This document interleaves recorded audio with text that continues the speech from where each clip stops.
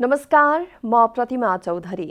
नमस्कार, म कावेरी पौडेल। राति 8 बजेको जनता समाचारमा स्वागत छ। सबैभन्दा पहिले प्रमुख समाचार। नयाँ प्रजातिको कोरोना फैलिएसँगै उपत्यका प्रवेश गर्ने नाकामा एन्टिजेन परीक्षणको तयारी। अस्पतालहरूलाई तयारी अवस्थामा रहन निर्देशन। प्रतिनिधि सभाको बैठकमा सत्ता पक्ष र प्रतिपक्षी सांसदहरूबीच आरोप प्रत्यारोप। विश्वासको मत दिन सरकारलाई चुनौती। भारतीय सरकारसँगको सहकार्यमा हुलाकी राजमार्गको 13वटा खण्ड निर्माण सम्पन्न। वीरगञ्ज छोरी खण्डको निर्माण अन्तिम चरणमा। कोरोना संक्रमण खतरापूर्ण अवस्थातिर उन्मुख भएको भारतीय विशेषज्ञको चेतावनी। स्वास्थ्य मापदण्ड अनिवार्य पालना गर्न आग्रह। र नेपाल खेलकुद पत्रकार मञ्चद्वारा एकाडेमीको औपचारिक सुरुवात। खेलकुद पत्रकारिता गर्ने पत्रकारहरूको वृत्ति विकासमा जोड।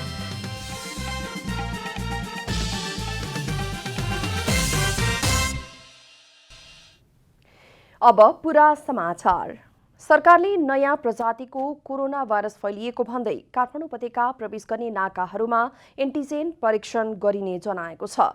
स्वास्थ्य मन्त्रालयको नियमित पत्रकार सम्मेलनमा मन्त्रीस्तरीय बैठकको निर्णय सुनाउँदै प्रवक्ता प्राध्यापक डाक्टर जागेश्वर गौतमले काठमाडौँ प्रवेश गर्ने बिन्दुहरूमा बेला बेला एन्टिजेन परीक्षण गर्ने बताउनुभयो। सरकारले सबै जिल्ला प्रशासनहरूलाई जिल्लाभित्र भेला, सभा, जुलुसहरू रोक्नका लागि ताकेता सहितको निर्देशन दिने निर्णय गरेको छ। साथै विभिन्न प्रवेश बिन्दुबाट प्रवेश गर्नेलाई होम क्वारेन्टिनमा बस्न र जनस्वास्थ्यका मापदण्ड पालना गर्न पनि मन्त्रालयले आग्रह गरेको छ। पालिकाहरूमा एन्टिजेन टेस्ट गर्न पनि आग्रह गरिएको छ। सरकारले कोरोना संक्रमितको संख्या बढ्न सक्ने भन्दै उपचारका लागि तयारी अवस्थामा राख्न अस्पतालहरूलाई आग्रह गरेको छ। संघीय अस्पताल, प्रादेशिक अस्पताल र आधारभूत अस्पतालमा कोरोना संक्रमितको उपचार व्यवस्थापन गर्ने निर्णय गरिएको छ। त्यसका लागि ती अस्पतालहरूलाई तयारी अवस्थामा रहन मन्त्रालयले निर्देशन समेत दिएको छ। त्यस्तै कोरोना संक्रमण परीक्षण गर्ने निजी र सरकारी गरी सबै 84 प्रयोगशालाहरूलाई पनि तयारी अवस्थामा राख्ने निर्णय गरेको मन्त्रालयका प्रवक्ता डाक्टर जागेश्वर गौतमले जानकारी दिनुभयो। मन्त्रालयले सरकारी प्रयोगशालाहरूलाई थप जनशक्ति आवश्यक पर्ने भएमा रकम माग गर्न पनि आग्रह गरेको छ। सरकारी अस्पतालमा 2000 वटा एसडियू बेड स्थापना गर्ने निर्णय समेत गरिएको छ। 200 भन्दा बढी शय्या भएको अस्पतालमा अक्सिजन रिफिलिङ ट्याङ्क स्थापना गर्न सहयोग गर्ने पनि प्रवक्ता गौतमले बताउनुभयो। प्रतिनिधि सभाको आजको बैठकको विशेष समयमा सांसदहरूले एकअर्काबीच आरोप प्रत्यारोप लगाएका छन्। सत्तापक्षीय सांसदहरूले सरकारले गरेका काम नदेख्ने भन्दै प्रतिपक्षी सांसदप्रति व्यङ्ग्य गर्दा प्रतिपक्षी सांसदहरूले सरकारको आलोचना गरेका छन्। प्रतिनिधि सभा बैठकको विशेष समयमा नेकपा एमालेकी सचेतक शान्ता चौधरीले सरकारले गरेका कामहरूलाई दोषी आँखाले हेरिएको बताउनु भएको छ। सरकारले 3 दशकपछि मेलम्चीको पानी काठमाडौँमा झारेको, देशलाई सुरुङ मार्गमा प्रवेश गराएको, भूकम्प पछिको पुनर्निर्माणका कामहरू भइरहेका तथा नयाँ विद्यालयहरू बनाउने लगायतका कामहरू सरकारले गरेको बताउनु भयो। सरकारले विद्रोही शक्तिलाई शान्तिपूर्ण राजनीतिमा प्रवेश गराई इतिहासमै ठूलो काम गरेको पनि उहाँले बताउनु भयो। सरकारले देशलाई आत्मनिर्भर उन्मुख बनाउँदै लगेको पनि उहाँको भनाइ थियो। कस्तो संस्कार हो हाम्रो, कस्तो बुझाइ हो हाम्रो, कस्तो दोषी आँखाबाट हेरिरहेका छौँ हामीले। सरकारले गरेका अति महत्त्वपूर्ण कामहरू हामी विरोध गर्नका लागि मात्रै विरोध गरेका हौँ कि अहिलेसम्म गरेका महत्त्वपूर्ण कामहरू, सरकारले गरिआएका कामहरू हामीले देख्नै छोड्यौँ। नेपाली काङ्ग्रेसका सांसद राजेन्द्र कुमार केसीले जनताले अहिले चुनाव नचाहेको बताउनु भयो। जनताले कोरोना भाइरस र आर्थिक मन्दीबाट राहत चाहेको उहाँको भनाइ छ। जनताले अहिले चुनाव चाहेका छैनन्। जनताले कोरोनाबाट राहत खोजेका छन्, आर्थिक मन्दीबाट राहत खोजेका छन्। नेकपा माओवादी केन्द्रका प्रमुख सचेतक देव गुरुङले सरकारले संविधानको सर्वोच्चता र विधिको शासनलाई पालना नगरेको बताउनुभयो। सर्वोच्च अदालतको फैसलाले संसदको पुनर्स्थापना गरेको तर सरकारको पुनर्स्थापना नगरेको भन्दै उहाँले सरकार कामचलाउ भएको टिप्पणी गर्नुभयो। सरकार संविधान समाप्त पार्ने दिशातिर उद्यत रहेको उहाँको आरोप छ। अहिले चाहिँ तपाईँको चाहिँ अस्ति फाल्गुन 11 गते चाहिँ गरेको फैसलाको सन्दर्भमा पनि संसदको पुनर्स्थापना गरेको छ, सरकारको पुनर्स्थापना गरेको छैन। त्यसकारणले सरकारको पुनर्स्थापना नगरेको अवस्थामा स्वतः चाहिँ काम चलाउ सरकारमा परिणत भएको अवस्था हो। तर यो काम चलाउ सरकारको रूपमा अझै पनि स्वीकार गरिरहेको छैन। त्यसकारणले संविधानलाई मिच्ने, संविधानलाई चाहिँ निषेध गर्ने, संविधानको सर्वोच्चतालाई, विधिको शासनलाई निषेध गर्ने खालको प्रवृत्ति देखिरहेको छ। यो सच्याउन जरुरी छ। यसतर्फमा सरकारको ध्यान आकर्षण गराउन चाहन्छु। जनता समाजवादी पार्टी नेपालका सांसद लक्ष्मणलाल कर्णले काठमाडौँमा देखिएको प्रदूषणका कारण सिर्जित समस्या समाधान गर्न केवल घरमा बसेर मात्रै नहुने भन्दै उहाँले प्रदूषण नियन्त्रणका लागि सरकारले वैज्ञानिक विधि अवलम्बन गर्नुपर्नेमा जोड दिनुभयो। राष्ट्रिय जनमोर्चाकी सांसद दुर्गा पौडेलले टिकापुर हत्याकाण्डका दोषी रेशम चौधरी लगायतलाई सरकारले माफी दिन लागेको भन्दै टिकापुर हत्याकाण्डलाई राजनीतिक मुद्दा बनाई माफी दिन नहुने बताउनुभयो। चैत्र 23 गते सोमबार दिउँसो अर्को बैठक आह्वान गर्दै आजको प्रतिनिधि सभा बैठक सम्पन्न भएको छ। बैठकको शून्य समयमा सांसदहरूले समसामयिक विषयमा धारणा राखेका छन्। चैत्र 23 गते सोमबार दिउँसो 1 बजे अर्को बैठक बस्ने गरी प्रतिनिधि सभाको बुधबारको बैठक सम्पन्न भएको छ। बैठकको शून्य समयमा नेपाली कांग्रेसका सांसदहरूले प्रधानमन्त्री केपी शर्मा ओली संसदको बैठकमा किन अनुपस्थित हुनुको कारण सुरक्षा खतरा अथवा नैतिक खतरा के हो स्पष्ट पार्न माग गरे। कोरोनाबारे सचेतना, प्युठान घटनाको छानबिन, विदेशबाट फर्किएका श्रमिकको पुनर्स्थापना, भ्रष्टाचारीका संरक्षणमा सरकारले नै सुरक्षाकर्मी खटाएको लगायतका विषयमा सरकारको ध्यानाकर्षण गराएका छन्। प्रधानमन्त्री यस संसदभित्र नदेखिनुको कारण उहाँमाथि रहेको सुरक्षा खतरा नै हो अथवा नैतिक खतरा पनि उहाँ महसुस गरिरहनु भएको हो। यदि सुरक्षा खतरा छैन भने प्रधानमन्त्री जस्तो जिम्मेवार व्यक्तिले आफ्नै देशको सुरक्षा व्यवस्था र सुरक्षा क्षमतामाथि प्रश्न उठ्ने गरी यस्तो गैर जिम्मेवार, असत्य र बनावटी अभिव्यक्ति किन दिनुभयो? बडीगाउँ गाउँपालिका वडा नम्बर 10 बल्लेधरीमा हिंसात्मक घटना घटेको छ। यो सङ्घातिक आक्रमणबाट नेपाली काङ्ग्रेसका बागलुङ जिल्ला सदस्य प्रकाश कुँवर र स्थानीय नेता दीपक परियारको हत्या भएको छ र दर्जनौं मान्छेहरू घाइते भएका छन्। यो अविलम्ब यसको छानबिन गरियोस् र अपराधीलाई कारबाही गरियोस् भनेर म जोरदार माग गर्न चाहन्छु। विश्वव्यापी कोरोना महामारीका कारण लाखौं नेपाली श्रमिकहरूले विदेशमा रोजगारी गुमाएका छन्। दशौं हजार नेपाली स्वदेश फर्किसकेका छन्, तर उनीहरूको पुनर्स्थापना तथा रोजगारीको लागि सरकारले कुनै पहल कदमी गरेको छैन। सभामुख महोदय, नेकपा माओवादी केन्द्रका सांसदहरूले शान्ति सम्झौताका सम्पूर्ण कामहरू पूरा गर्न मेलमिलाप आयोगका कामबारे जानकारी माग गरे। लामो समय भइसक्यो, विस्तृत शान्ति सम्झौताका बाँकी कामहरू के भइरहेका छन्, किन ढिलाइ भएको छ, यो विषयमा म सरकारको ध्यानाकर्षण गराउन चाहन्छु। नेकपा एमालेका सांसदहरूले भौतिक पूर्वाधार विकासमा बजेट बढाउन माग, काठमाडौँको फोहोर व्यवस्थापन गर्दै आएको सिसिडोलवासीको माग पूरा गर्नुपर्ने, घरेलु हिंसा अन्त्य लगायतका विषयमा सरकारको ध्यानाकर्षण गराएका छन्। कर्णाली लगायतका 7वटै प्रदेशमा दिन प्रतिदिन यस्ता घटनाहरू बढ्दै गएको छ। लोकतन्त्रमा महिलाहरूमाथि हिंसा कति प्रतिशतसम्म हुनुपर्ने हो? सभामुख महोदय, अब सम्मानित सदन मुख दर्शक भएर बस्न मिल्दैन भन्ने मेरो ठहर हो। त्यसैले यस्ता घटनाहरू न्यूनीकरण गर्न सम्बन्धित कानुनको फेरि पुनर्विचार गरियोस् भनी जोरदार माग गर्दछु। धन्यवाद। सरकारले सदनलाई बिजनेस नदिएको भन्दै सांसदहरूले आपत्ति समेत जनाएका छन्। नेकपा एमालेका वरिष्ठ नेता माधव कुमार नेपालले केपी शर्मा ओली पार्टीभित्रको समस्या भएको आरोप लगाउँदै ओलीको कारबाहीको कुनै अर्थ नरहेको बताउनु भएको छ। नेपाल पक्षले छुट्टै कार्यालय खोल्ने तयारी भइरहेको जनाएको छ।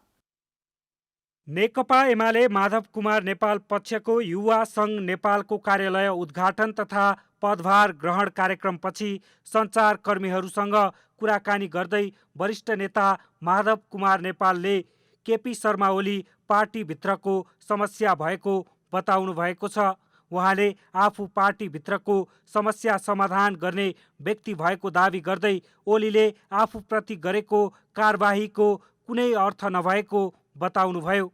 नेपाल पक्षले छुट्टै कार्यालय खोल्ने तयारी भइरहेको बताउँदै उहाँले यसका लागि भवनको खोजी भइरहेको बताउनुभयो। कारबाहीलाई अस्वीकार गर्छौँ भनिसकेका छौँ। त्यो कारबाही अर्थहीन छ हामीले भनिसकेका छौँ। त्यो कारबाहीको लागि हामी कुनै महत्त्व पनि दिँदैनौँ। हामी यो पार्टीमा उहाँले सदस्यता दिएको पनि होइन, यो पार्टीमा उहाँले ल्याएको पनि होइन। यो कुरा उहाँले बुझे हुन्छ। कोअर्डिनेसन बनाउन पनि उहाँको प्रत्यक्ष भूमिका छैन। नेकपा एमाले बनाउन पनि भूमिका छैन। एमाले बनाउन पनि उहाँको अग्रणी भूमिका छैन। यी सबै कुरामा अग्रणी भूमिका मेरो छ। मलाई केपीले निकाल्ने त्यो पनि कसैले सोच्न सक्छ। नेता नेपालले अब विकास निर्माणमा लाग्नुपर्ने खाँचो औलाउँदै लोकतन्त्रको मूल्य मान्यता अनुरूप अगाडि बढ्न आफू प्रतिबद्ध रहेको बताउनुभयो। कसैलाई पाखा गर्ने छैनौँ। सबैलाई योग्यता क्षमताको आधारमा सङ्गठित गर्नेछौँ, परिचालित गर्नेछौँ। हामी राष्ट्रियताको निम्ति प्रतिबद्ध हुनेछौँ। हामी लोकतन्त्रको मूल्य र मान्यताको निम्ति कटिबद्ध हुनेछौँ, प्रतिबद्ध हुनेछौँ। हामी सामाजिक परिवर्तनको अभियानमा दृढताका साथ जुटिरहनेछौँ। नेता नेपालले देशभरका नेता कार्यकर्ताको सुझाव अनुसार सङ्गठनका कार्यहरू अगाडि बढाउने पनि बताउनुभयो। युवा सङ्घ नेपाल पक्षका अध्यक्ष नरेश कुमार शाहीले युवा वर्गले भोगेको समस्याको अन्त्य गर्न सङ्गठनले काम गर्ने बताउनुभयो। नेपाली युवाहरूले आफ्नो पसिना नेपालमा बगाउन नपाइकन खाडी मुलुकमा बगाउनु परिरहेको समस्यालाई अन्त्य गर्न चाहन्छौँ। हामी निराशाको बादलमा होइन, आशा र उन्नतिको एउटा खुल्ला आकाशमा उड्न चाहन्छौँ। त्यसका लागि अहिले कमरेड केपी ओली मार्फत केपी ओली कमरेड र केपी ओलीको गुटले केही अवरोधहरू सिर्जना गर्न खोजिरहेको छ। हामी ती अवरोधका पर्खालहरू ढाल्दैछौँ। नेपाली युवाहरूका सपनाहरूलाई साकार पार्नका लागि लागिरहेका छौँ। त्यसको सुरुवात आजको केन्द्रीय कार्यालयको उद्घाटनबाट भएको छ। बुधबार नेपाल पक्षले नरेश कुमार शाहीको नेतृत्वमा 50 सदस्यीय युवा सङ्घ नेपाल गठन गरेको हो। क्यामेरामा जयराज थपलियाका साथ अभिषेक सापकोटा, काठमाडौँ। बागमती प्रदेशका मुख्यमन्त्री ढोरमडी पौडेलले विगतका नराम्रा कुराहरूलाई बिर्सेर अगाडि बढ्न आग्रह गर्नुभएको छ।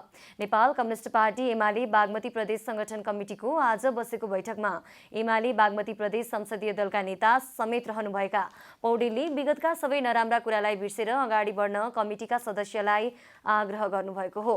विगतका कुरा कोट्याएर गन्तव्यमा पुग्न नसकिने पनि उहाँले बताउनुभयो। सबै विगतलाई राम्रा कुराहरूलाई मात्र राखौँ, जे जति भयो ती सबै कुरालाई बिर्स्यौँ र त्यसरी जाने हो भने हामी सहज ढङ्गमा हामी गन्तव्यमा पुग्न सक्छौँ। अब फेरि तिनै विषयलाई उठाउने हो भने फेरि पनि समस्या आउन सक्छ। नेत्री अष्टलक्ष्मी साक्यले पार्टीभित्रको एकतालाई बलियो बनाउन आत्मसमीक्षा गरेर अगाडि बढ्नुपर्ने आवश्यकता औल्याउनुभयो। अहिलेको निषेधको राजनीतिले कम्युनिस्ट आन्दोलन नै खतरामा पर्ने सम्भावना बढेको साक्यको भनाइ छ। यदि नेपाल कम्युनिस्ट पार्टी एमाले हामीले बलियो बनाएर अगाडि बढाउनु छ भने समाजवादको लक्ष्य हामीले प्राप्त गर्यौँ, हामीले सिङ्गो आमूल परिवर्तन गरेर देशलाई अगाडि बढाउने हो भने, समृद्धि गर्ने हो भने हामीले सत्तामा भएको पार्टीले चाहिँ आफूलाई सच्याउनै पर्छ। हामीले निषेधको राजनीति, गुटको राजनीति गरेर होइन, कम्युनिस्ट पार्टीको विचार बोकेर जनताको सेवा, देशको सेवाको भावना ओतप्रोत हुँदै त्यो दायित्वबाट हामी चाहिँ अगाडि बढ्नु चाहिँ जरुरी छ। नेत्री साक्यले पार्टी अध्यक्ष सचिनुको विकल्प नरहेको पनि बताउनुभयो। पार्टीमा निषेधको राजनीतिले कसैलाई हित नगर्ने भएकाले पार्टी अध्यक्षबाटै सचिएर एकताको थालनी गर्नुपर्नेमा साक्यको जोड छ। कर्णालीमा नेकपा एमाले र नेकपा माओवादी केन्द्रले प्रदेशसभा संसदीय दलको बैठक बोलाएका छन्। एमाले चैत 22 गते र माओवादी केन्द्रले 21 गते बैठक बोलाएको हो। माओवादी केन्द्र संसदीय दलकी प्रमुख सचेतक सीता नेपालीका अनुसार बैठकमा दलको विधान पारित मुख्यमन्त्री महेन्द्र बहादुर शाही विरुद्ध परेको अविश्वास प्रस्ताव र दलभित्रको नयाँ जिम्मेवारीबारे छलफल हुनेछ। कर्णालीका मुख्यमन्त्री शाही माओवादी केन्द्रबाट निर्वाचित सांसद हुनुहुन्छ। कर्णालीमा नेकपा एमालेका बहुमत सांसदले माओवादी केन्द्र नेतृत्वको प्रदेश सरकारलाई दिएको समर्थन फिर्ता लिएको छ। अब सरकार बचाउन मुख्यमन्त्रीले प्रदेशसभामा विश्वासको मत लिनुपर्नेछ। प्रदेशसभाको बहुमत सदस्यले विश्वासको मत दिएमा मात्र उनको सरकार कायम रहन्छ। त्यस्तै 22 गते बोलाइएको संसदीय दलको बैठकमा सबै सांसदलाई उपस्थित हुन सूचना गरिएको एमाले संसदीय दलका प्रमुख सचेतक गुलाबजङ शाहले जानकारी दिनुभयो। बैठकमा सरकार गठनबारे छलफल हुने शाहको भनाइ छ।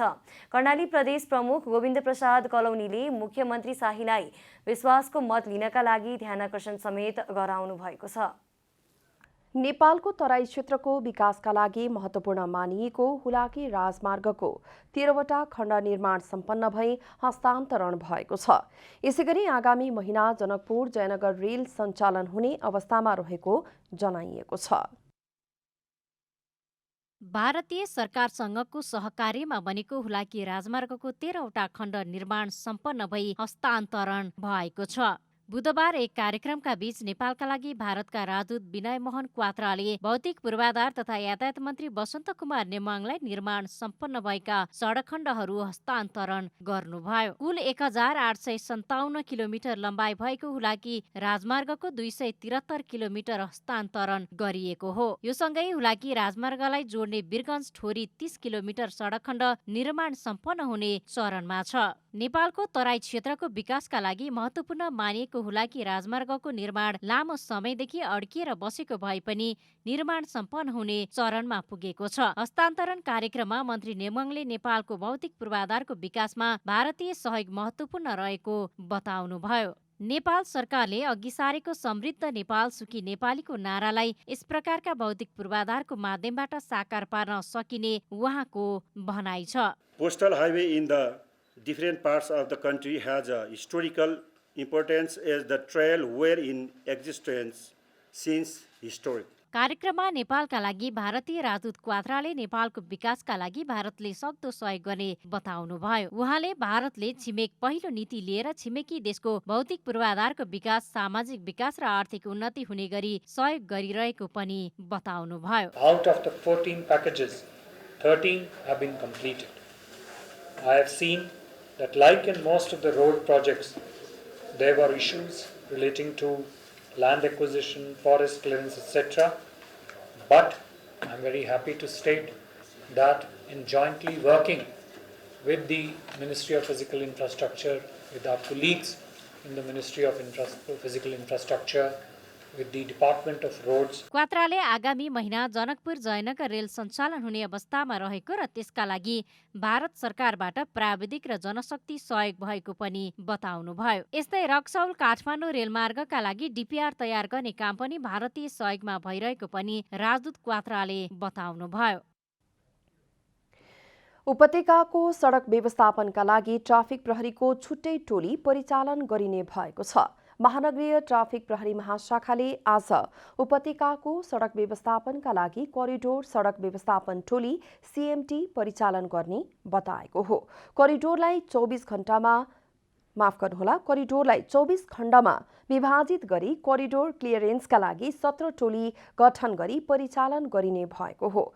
टोलीको पहिचानका लागि ट्राफिक प्रहरी सीएमटी लेखिएको ज्याकेट लगाएर 15वटा मोटरसाइकलबाट 30 जनाले नियमित अनुगमन गर्नेछन्। मुख्य कोरिडोरहरू विष्णुमती, बागमती, धोबी खोला र मनोहरा कोरिडोरको प्रभावकारी व्यवस्थापन गरी अधिकतम प्रयोगमा ल्याउन योजना लागू गर्न, कोरिडोर सडकहरूमा हुने सवारी चाप व्यवस्थापन, सवारी दुर्घटनामा शीघ्र ट्राफिक परिचालन तथा अव्यवस्थित रूपमा हुने पार्किङलाई नियन्त्रण गर्ने मुख्य उद्देश्य सहित छुट्टै टोली परिचालन गरेको महाशाखाका प्रमुख जनक भट्टराईले बताउनुभयो। कोरिडोरलाई क्लियर राख्ने टिम हो यो, कोरिडोर क्लियरेन्स टिम नै हो यो। कोरिडोरलाई उनीहरूले क्लियर गरेर राख्छन्। यिनीहरूले त्यहाँ बिचको पार्किङ हुन दिने, कुनै चोकमा जाम भयो भने त्यो चोकमा सपोर्ट गर्ने, अन्य के अवस्था चाहिँ अप्ठ्याराहरू त्यहाँ छन् त्यो ठाउँको चाहिँ व्यवस्थापन गर्ने यो टिमले गर्नेछ। मुख्य सडकको चोक जङ्सनको क्यूमा बस्नुपर्ने विकल्पको रूपमा करिडोर सडक प्रयोग गरी समय तथा इन्धनको समेत बचत हुने अपेक्षा ट्राफिक प्रहरीले गरेको छ। महाशाखाले आर्थिक प्रलोभनमा नपरी इमान्दार भएर काम गरेको भन्दै 36 ट्राफिक प्रहरीलाई नगद र प्रमाणपत्र सहित सम्मान गरेको छ। राष्ट्रिय जनगणना 2078मा सही तथ्याङ्क आउनका लागि प्रभावकारी रूपमा तथ्याङ्क सङ्कलनको काम हुनुपर्नेमा सांसदहरूले जोड दिएका छन्। बुधबार राष्ट्रिय सभाको राष्ट्रिय सरकार तथा समन्वय समितिको बैठकमा राष्ट्रिय जनगणना 2078 को तयारी र भावी कार्ययोजनाको सम्बन्धमा छलफल गर्दै सांसदहरूले विभिन्न कारणले तथ्याङ्क सही आउन नसक्ने भन्दै सही तथ्याङ्कका लागि प्रभावकारी रूपमा तथ्याङ्क सङ्कलनको कामलाई अगाडि बढाउनु पर्नेमा जोड दिएका छन्। सांसद कोमल ओलीले पछिल्लो समय हिन्दू धर्मप्रति एकपक्षीय देखिने गरेको भन्दै नेपालमा धर्मको अवस्था कस्तो रहेको छ यथार्थ रूपमा जनगणनाबाट आउनुपर्ने बताउनुभयो। यो जात धर्मको कुरा छ नि, यो चाहिँ एकदमै ख्याल गर्नुपर्ने कुरा छ, किनभने मान्छेहरू अलिकति बायस भएको देखिन्छ अहिले। जस्तै हिन्दू धर्मावलम्बीहरूप्रति सनातन धर्मावलम्बीहरूप्रति मान्छेहरूको बायसनेस आएको छ। उनीहरू सङ्ख्यात्मक रूपमा घट्दै गएको देखिन्छ कि त्यो क्रिस्चियनिटी चाहिँ बढ्दै आएको देखिन्छ, क्रिस्चियनहरूको सङ्ख्या चाहिँ। त्यसै कारणले गर्दाखेरि चाहिँ बढी देखाउने ट्रेन्ड पनि छ। त्यसैले चाहिँ यो वास्तविकता चाहिँ आउनु पर्यो। सांसद विमला पौडेलले जनगणनाको कामका लागि राष्ट्रिय योजना आयोगको मात्रै नभई सबैको भूमिका महत्त्वपूर्ण हुने बताउनुभयो। जनगणनालाई सफल बनाउन सांसदहरूको पनि भूमिका हुनुपर्ने र सांसदहरूलाई पनि परिचालन गर्नुपर्ने उहाँको भनाइ छ। यो जनगणना भन्ने कुरो चाहिँ सीबीएसले राष्ट्रिय योजना आयोगले मात्रै गरेर हुने कुरा होइन। यो चाहिँ सबै मोबिलाइज हुनुपर्छ भनेको हामी सांसदहरू पनि मोबिलाइज हुनुपर्छ। हाम्रा ठाउँहरूमा हाम्रो चाहिँ कन्स्टिट्युएन्सीमा चाहिँ ल है जनगणना हुँदैछ नछुटौँ है, जनगणना गर्ने चाहिँ हामी सबैको अधिकार हो है भनेर यो मोबिलाइज चाहिँ हामी सबै आफ्नो आफ्नो ठाउँबाट मोबिलाइज गर्नुपर्ने हुन्छ। खिमलाल भट्टराईले नेपालमा क्रिस्चियन धर्मको अवस्था के कस्तो रहेको छ सही तथ्याङ्क आउनुपर्ने बताउनुभयो। सेवा क्षेत्रको विकास कसरी भइरहेको छ, कृषिको अवस्था कस्तो छ र नेपालमा गरिबीको अवस्था कस्तो छ, यी सबै विषय जनगणनामा समेटिनुपर्ने पनि उहाँले बताउनुभयो। यसैगरी बोक्सी प्रथा, दाइजो प्रथा, बाल विवाह, छाउपडी प्रथा लगायतका विभिन्न सामाजिक कुप्रथाहरूको पहिचान गरिनुपर्नेमा उहाँले जोड दिनुभयो। यी कुप्रथाहरू चाहे त्यो बोक्सी होस्, चाहे दाइजो होस्, चाहे चाहिँ बाल विवाह होस्, चाहे छाउपडी होस्, यस्ता चाहिँ कहाँ छन् र त्यस पछाडि गएर अहिलेको त्यसको फ्याक्ट के हो, ती कुराहरू पनि आयो भने हामी सामाजिक रूपान्तरणमा हाम्रो तथ्याङ्क सहयोग पुर्याउँछ। सांसदहरूले जनगणनामा सही तथ्याङ्क आउनका निम्ति गणकहरूको भूमिका र सक्रियता प्रमुख हुने भएकाले गणकहरूलाई सही ढङ्गले सूचना सङ्कलनमा खटाउनु पर्ने मत राखेका छन्। राष्ट्रिय जनगणना 2078 को लागि मुख्य गणना जेठ 25 गतेदेखि असाढ 8 गतेसम्म हुने भएको छ। आज राष्ट्रिय सभाको राष्ट्रिय सरकार तथा समन्वय समितिको बैठकमा राष्ट्रिय जनगणना 2078 को तयारी र भावी कार्ययोजनाको सम्बन्धमा छलफलमा भाग लिँदै केन्द्रीय तथ्याङ्क विभागका महानिर्देशक नेविनलाल श्रेष्ठले 2078 को जनगणनाको मुख्य गणना कार्य आगामी जेठ 25 गतेदेखि असाढ 8 गतेसम्म सञ्चालन गरिने बताउनुभयो। यस अवधिमा सुपरिवेक्षकहरूले प्रत्येक वडाबाट सामुदायिक प्रश्नावलीमा रहेका विवरण सङ्कलन गर्ने र उहाँले जानकारी दिनुभयो। महानिर्देशक श्रेष्ठले यस वर्ष करिब 80 वटा प्रश्न लिएर जनगणनाको लागि प्रत्येक घरमा जाने बताउनुभयो। जनगणनाको लागि 39,000 गणक तथा 8,000 सुपरिवेक्षक परिचालन गरिने पनि बताउनुभयो। मुख्य जनगणना अघि वैशाख 26 गतेदेखि जेठ 14 गतेसम्म घर परिवार सूचीकरण गरिने पनि बताउनुभयो। पहिला जनगणनामा मान्छे गन्ने, परिवार गन्ने र मान्छे बसोबास गरिराखेको घर मात्र गर्ने गरिन्थ्यो भने अबको जनगणनामा चाहिँ नेपालभित्र जम्मा जम्मी कति घर रहेछन् त, चाहे ती व्यावसायिक प्रयोजनको लागि किन नहोस्, शैक्षिक संस्था किन नहोस्, सिनेमा हल किन नहोस्, सबै घरको हामी गणना गर्छौँ। त्यस्तै चाहिँ नि यो सरकारी अनुदानबाट प्राप्त गरेको आवश्यक घरहरूको निर्माण कति हो, मूलधन भूकम्प पछिको कुरा पनि आए, यी विवरण पनि हामी सङ्कलन गर्छौँ। जनगणनाको लागि 7 वटा प्रदेशमा र 77 जिल्लामा 80 स्थानमा जनगणना कार्यालय स्थापना गरिएको छ। स्रोत र साधनले भ्याएसम्म प्रविधिको प्रयोग गरिने महानिर्देशक श्रेष्ठले बताउनुभयो। विक्रम सम्वत 1968 सालदेखि नेपालमा प्रारम्भ भएको जनगणना हरेक 10-10 वर्षमा हुँदै आएको छ।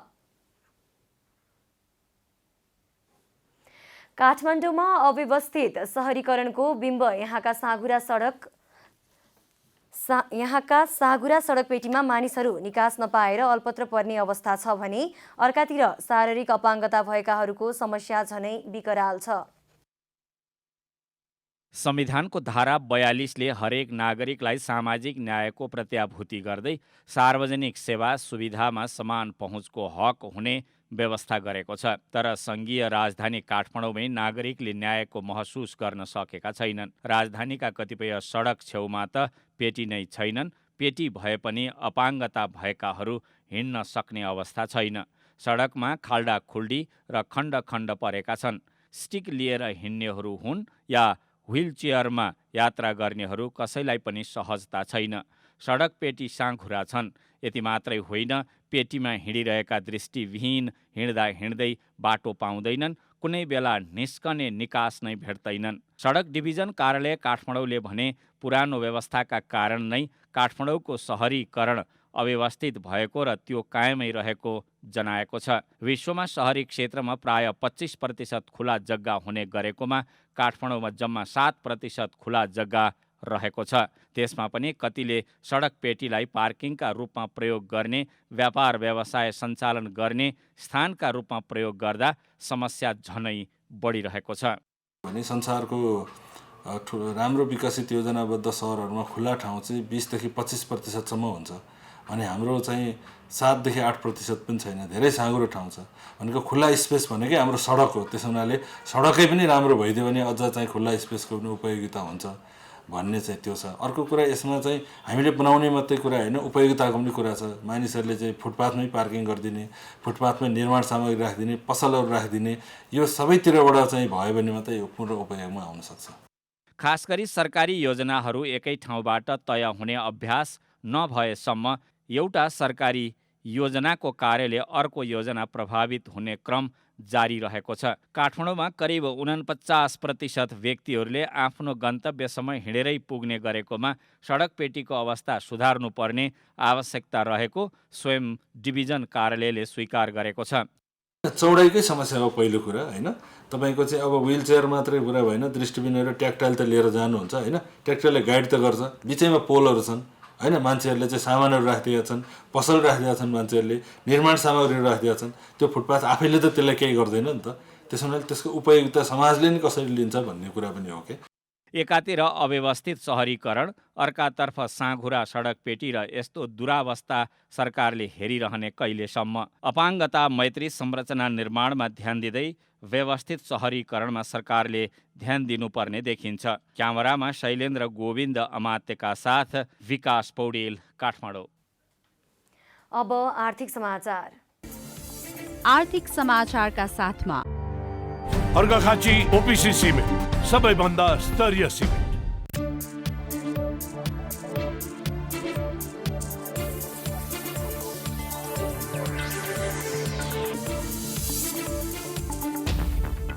राष्ट्र बैंकले भुक्तानी तथा फर्स्यौट ऐन 2075 रहेको ग्राहक हित संरक्षण सम्बन्धी प्रावधानलाई टेकेर भुक्तानी सेवा प्रदायकहरूलाई निर्देशन जारी गरेको छ।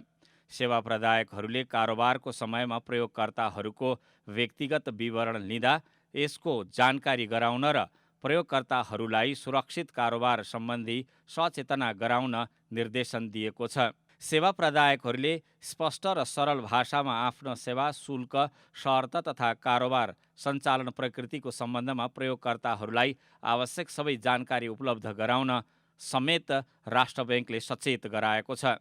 यस्तै सेवा प्रदायकहरूको असावधानी एवं लापरवाहीले प्रयोगकर्ताहरूलाई क्षति हुन गए उचित क्षतिपूर्तिको व्यवस्था गर्न पनि निर्देशन दिएको छ। सेवाग्राहीहरूलाई पर्ने असुविधा तथा विद्युतीय भुक्तानीका क्रममा आउन सक्ने कठिनाइलाई सम्बोधन गर्न सेवा प्रदायकहरूलाई सूचना तथा गुनासो सुनवाई डेस्क बिहान 6 बजेदेखि राति 12 बजेसम्म 18 घण्टा सञ्चालनको व्यवस्था गर्न पनि निर्देशन दिएको छ। राष्ट्र बैंकले डेस्कमा प्राप्त हुने गुनासोसहित त्यसको समाधानका लागि गरिने काम कारबाहीहरू पनि अभिलेखीकरण गर्न भनेको छ। सेवाग्राहीहरूलाई सहज हुने गरी सबै भुक्तानी सेवा प्रदायकहरूले टोल फ्री नम्बर उपलब्ध गराउन पनि पत्राचार गरेको छ।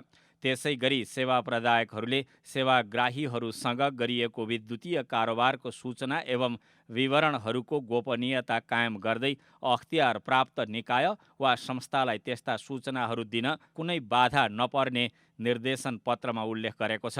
साथै सेवा प्रदायकहरूले विद्युतीय भुक्तानी साक्षरता अभिवृद्धि गराउने क्रियाकलाप सञ्चालन गर्न पनि आग्रह गरेको छ।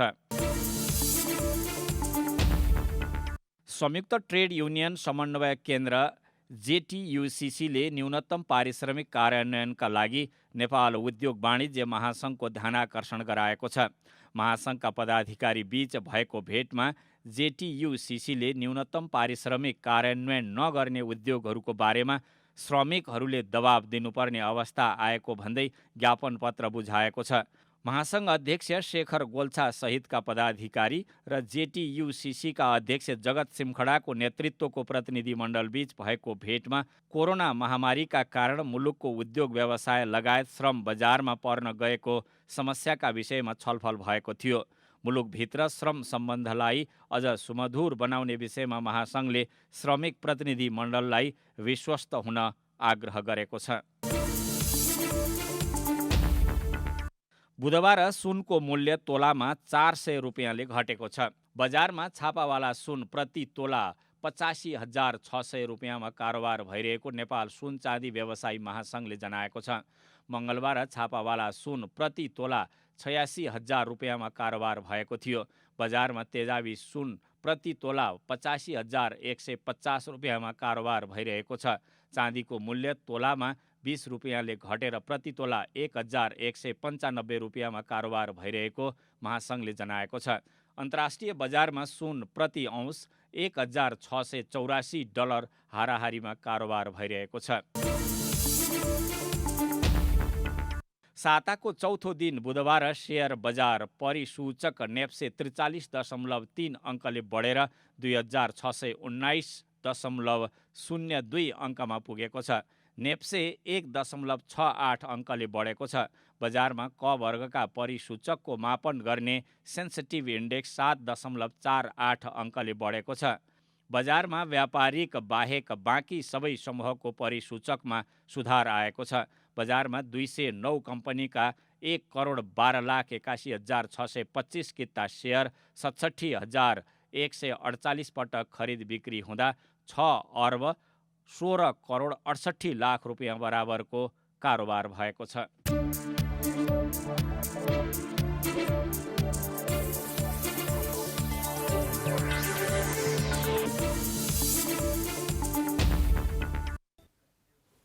अब खेलकुद समाचार।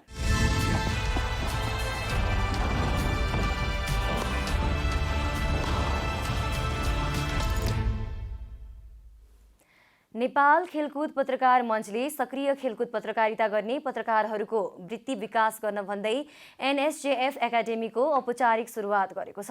काठमाडौँमा आज कार्यक्रमको आयोजना गरेर मञ्चले एनएसजेएफ एकाडेमीको औपचारिक उद्घाटन गरेको हो। मञ्चले खेलकुद पत्रकारलाई तालिम, अनुसन्धान र मेन्टरसिपको प्रशिक्षण दिने उद्देश्यका साथ एकाडेमीको औपचारिक सुरुवात गरिएको जनाएको छ।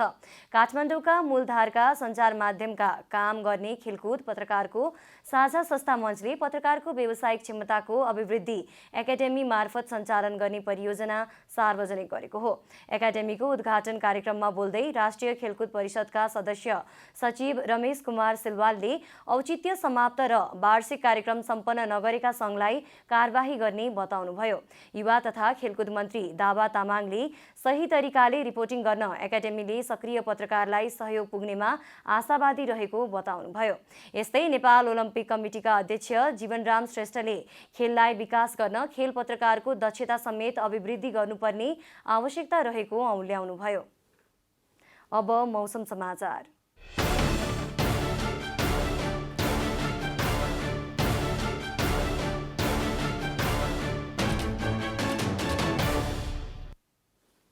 हाल देशमा स्थानीय वायुसँगै पश्चिमी वायुको समेत आंशिक प्रभाव रहेको छ। आज देशको पहाडी भूभागको थोरै स्थानमा मेघगर्जन र चट्याङसहित हल्का वर्षाको सम्भावना रहेको जल तथा मौसम पूर्वानुमान महाशाखाले जनाएको छ। अब देशभरका विभिन्न स्थानका मौसम सम्बन्धी थप विवरण।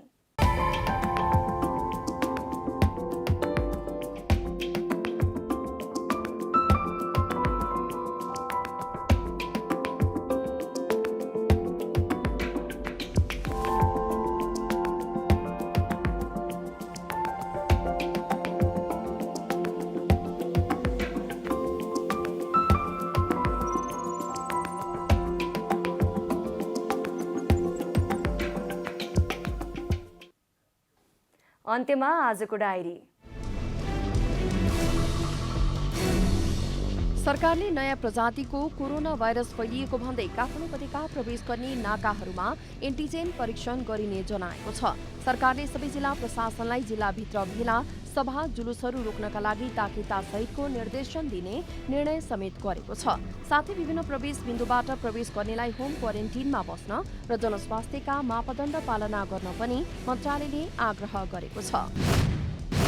प्रतिनिधि सभाको आजको बैठकको विशेष समयमा सांसदहरूले एकअर्का बीच आरोप प्रत्यारोप लगाएका छन्। सत्तापक्षीय सांसदहरूले सरकारले गरेका काम नदेख्ने भन्दै प्रतिपक्षी सांसदप्रति व्यङ्ग्य गर्दा प्रतिपक्षी सांसदहरूले सरकारको आलोचना गरेका छन्। उता नेकपा एमालेका वरिष्ठ नेता माधव कुमार नेपालले केपी शर्मा ओली पार्टीभित्रको समस्या भएको आरोप लगाउँदै ओलीको कारबाहीको कुनै अर्थ नरहेको बताउनु भएको छ। राष्ट्रिय जनगणना 2078 का लागि मुख्य गणना जेठ 25 गतेदेखि आषाढ 8 गतेसम्म हुने भएको छ। यस अवधिमा सुपरिवेक्षकहरूले प्रत्येक वडाबाट सामुदायिक प्रश्नावलीमा रहेका विवरण संकलन गर्ने उहाँले जानकारी दिनुभयो। महानिर्देशक श्रेष्ठले यस वर्ष करिब 80वटा प्रश्न लिएर जनगणनाका लागि प्रत्येक घरमा जाने बताउनुभयो। जनगणनाका लागि 29,000 गणक तथा 8,000 सुपरिवेक्षक परिचालन गरिने भएका छन्। जापानले म्यानमारमा प्रजातान्त्रिक प्रक्रिया अवरुद्ध गरी सेनाले सत्ता विद्रोह गरेको भन्दै नयाँ आर्थिक सहायता दिन बन्द गरेको छ। म्यानमारमा हाल विदेशी लगानीका दृष्टिबाट जापान 5औं ठूलो लगानीकर्ता मुलुक हो। जापानका विदेश मन्त्रालयले आर्थिक सहायता रोकेर म्यानमारलाई प्रष्ट सन्देश दिन खोजेको बताएको छ। बंगलादेशमा जारी बंगबन्धु कप अन्तर्राष्ट्रिय कबड्डी प्रतियोगितामा नेपालले पहिलो जित निकालेको छ। आज भएको खेलमा पोल्यान्डलाई 40-19 ले पराजित गर्दै नेपालले पहिलो जित निकालेको हो। नेपालले 2 खेलमा 2 अङ्क जोडेर चौथो स्थानमा छ भने बंगलादेश 6 अङ्क जोडेर शीर्ष स्थानमा रहेको छ। प्रतियोगितामा नेपालसहित आयोजक बंगलादेश, पोल्यान्ड, केन्या र श्रीलङ्का गरी 5 टिमको सहभागिता रहेको छ।